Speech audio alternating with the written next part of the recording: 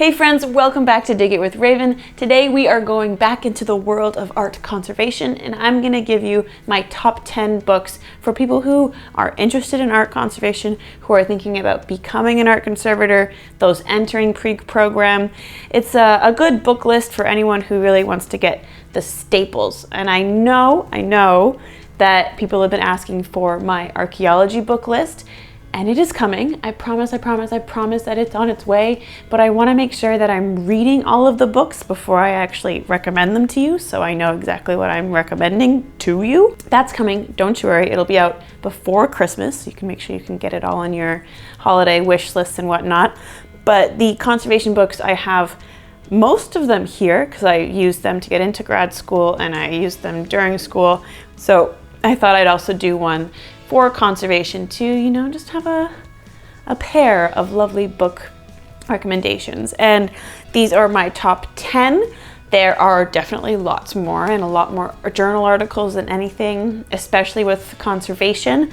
But these are really great introductions. They're everything you kind of need to know to get your feet wet in art conservation and also to help you with your grad school applications. So if you're looking at that, I highly recommend all of the books that I'm going to be talking about. And if you're looking to just up your library a little bit, I'm going to leave all the links to these books down in my description below. So without further ado, let's get on to the list.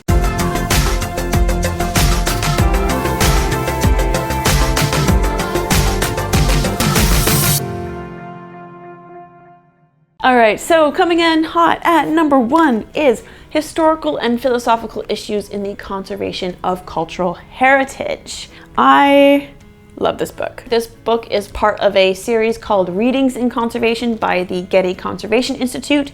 And what it is a collection of articles, book excerpts, essay excerpts, all that stuff. And they all really help you develop how you think when approaching an object, when approaching the subject of art conservation. This book really helps put a lot of important subjects into perspective, such as modern conservation theory, the original intent of the artist, how to approach historic restorations. It talks about the idea of, filling in losses. It talks about the concept of patina, which of course is the natural age look of an object. And it even goes into the science in art conservation. I actually had to read this book as part of the entrance exam to get into grad school here in Amsterdam. And as you can see, it's got lots of good information in here. But also I was super nervous for my test, so I may have overdone it a bit with the tabs. I highly recommend this book. Actually, I highly recommend almost every book published by the Getty Conservation Institute because they are super informative and they cover a bunch of topics. Whatever you're interested in with art conservation, the Getty Institute has a book for you. So this is a really great place to start because it talks about a lot of the ideas and the development of art conservation and all this theory that we had and how the field evolved. So great starter book, hence why it is number 1 on my list. Coming in hot for number 2, we have this Conservation Treatment Methodology by Barbara Applebaum.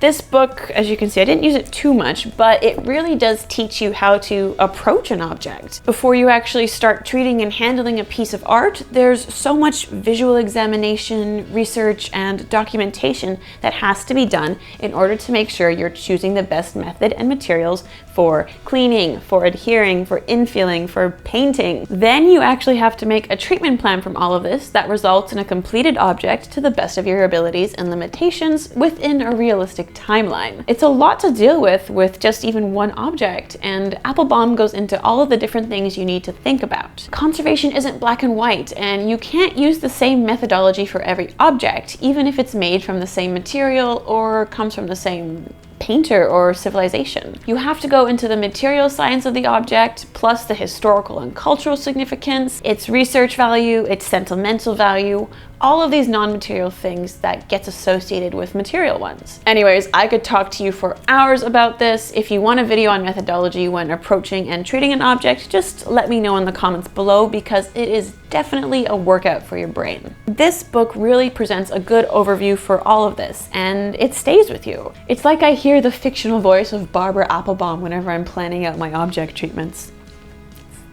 Kind of creepy. Next up on the list, we have Materials for Conservation, Organic Consolidants, Adhesives, and Coatings by the one and only Velson Hoary. Like, oh boy, here's a doozy for you. Conservation involves chemistry, and a lot of it.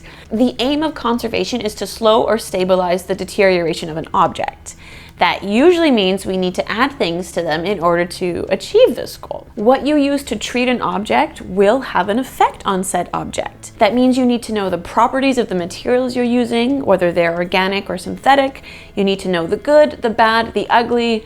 You gotta know it all. You also want to make sure that you're using the correct materials so you don't cause any unwanted damage or future problems for the object. And this is where this guy comes in. We as conservators use a lot of consolidants, adhesives, coatings, hence the name of the book. In here you've got polymer science, all the different types of polymers like resins and hydrocarbons. It goes into adhesion. He's got tables, he's got graphs, and perhaps the most valuable thing in this book, tease charts. Tease charts are diagrams that can visually show you solvents or solvent blends that will work for a particular polymer resin. You can see by its place on the chart how useful one solvent will be with a certain resin or material that you want to use as an adhesive. They are super useful. They spill the tea, pun intended, on how to solve polymers. It is perfect that you have them all in one spot using the exact same legend so you can really understand it. So this is kind of the book that you hate to love that you will definitely need.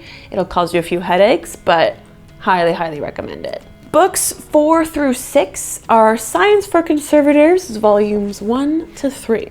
This may seem like kind of a cop-out, but trust me, these 3 are essential books that you need for conservation. If you're not a sciencey person like me, these books really separate the science into categories that are relevant to the field of conservation, like, for example, materials, cleaning, and adhesives and coatings. These are great introductions to scientific concepts that are all geared towards our work and presented in a way that is directly relevant to the field. I love these books because in order for me to learn and understand science, I need a real-world application in order to properly visualize it and appreciate it. Having these direct references put a lot of the confusing atom bondings and polymer formations into perspective for me. And they're not too complicated to read either, which is super useful. And they're just nice, small little tomes for your bookshelf. So highly recommend all 3 of these. If you want to go further into the chemistry needed in art conservation, I recommend one of 2 things. Either a first-year university level textbook in organic chemistry, or number 7 on the list, Organic Chemistry of Museum Objects by John Mills and Raymond White. I personally don't own this book. I used the organic chemistry textbook. Depending on where you want to study conservation, you do need university level chemistry courses as a prerequisite just for your application. And I'm not going to recommend a full-on chemistry textbook as there's like a new one out every year, and every school and teacher has their own preferences, but what I will recommend is this book right here. The authors provide the fundamentals on the composition, analysis, and properties of the organic materials that you will find in museum collections. I also like how there's a full section on the various analytical methods used in conservation, like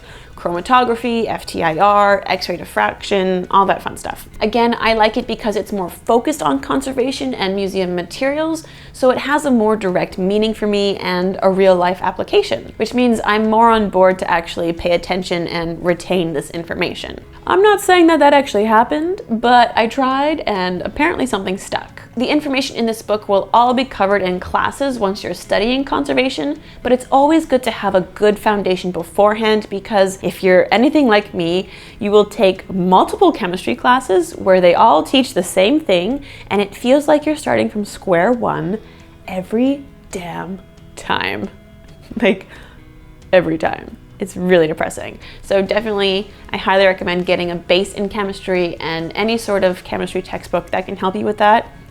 A+ in my books. Number 8 on the list is The Story of Art by E.H. Gombrich. All right, so moving away from chemistry for a little bit, we have this big tome right here. As an art conservator, you're dealing with, you guessed it, art. And with that, it's important to have a basic understanding of art history so you can better approach your objects. That's what's so cool about art conservation.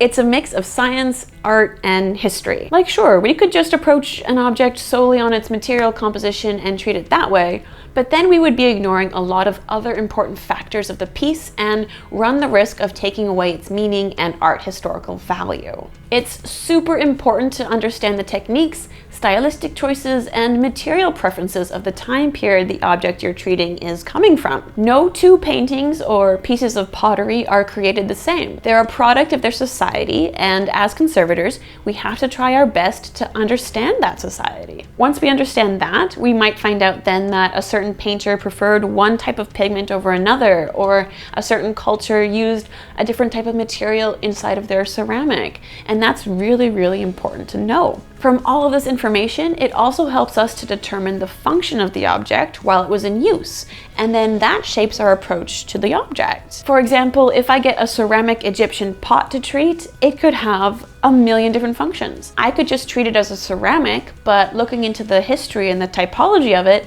I then discovered that it was a makeup jar that held coal for your eyes. Knowing this, I probably wouldn't clean any of the black accretions I would find in there, as it could be of historic value to the archaeological record. On the other hand, if you gave me a dirty plate from the 17th century that was only used for display purposes, I would know that black smudges are probably just dirt accretions and would therefore need to be cleaned. This is why having a good basic knowledge of art history is important for conservation. Of course, if you're choosing to specialize in one particular material, like books, textiles, photographs, wood, archaeological materials, paintings, and so on, you'll have to do more in-depth material-specific research into the history. You want to look at the use and techniques of those things, but it's always good to start with the basics. Now, Gombrich's book is quite old, but it is still a fan favorite, and it's a very accessible introduction of art history. It covers everything from ancient times to modern art. I find that it's a really great reference to get a good starting point and dive deeper into specific periods. And he's got really fun pictures, so I approve. Now for book number 9, it is very material specific, and it is The Conservation and Restoration of Ceramics by Buys and Oakley. Because I specialized in stone, ceramics, and glass, this book was one of my Bibles in school.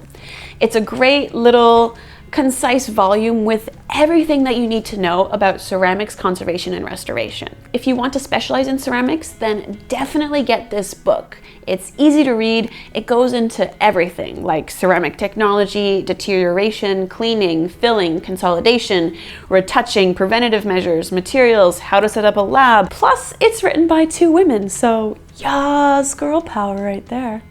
Definitely love this book. You can see it's gotten some use. And last but not least, book number 10 is The Elements of Archaeological Conservation by J.M. Cronin. It wouldn't be a Dig It with Raven video if I didn't add something archaeological in here now, would it?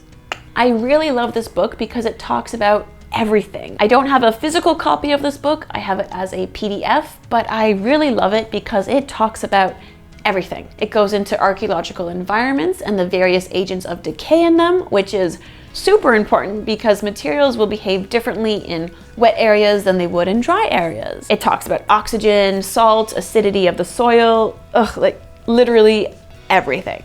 The best part about this book is that Cronin then goes into each separate material and just drops knowledge on their properties, structure and decay, deterioration, not just in the ground, but also in post-excavation, which are 2 very separate things and super important to think about. Then Cronin goes into the analysis, cleaning, stabilization. It's just such a comprehensive book. It's just so good. It is a bit of an older book though, because it was published in 1990, but a lot of the information is still super valuable, and it's a great introduction to every material. It's very rare that conservators are experts in every material out there, so having this on site is vital for familiarizing yourself with objects that you're less confident on. And it's a great jumping off point if you want to look further into current developments in specific materials and techniques. So those are my top 10 books in art conservation. Again, there are links in my description down below if you want to look further into any of them, and they are just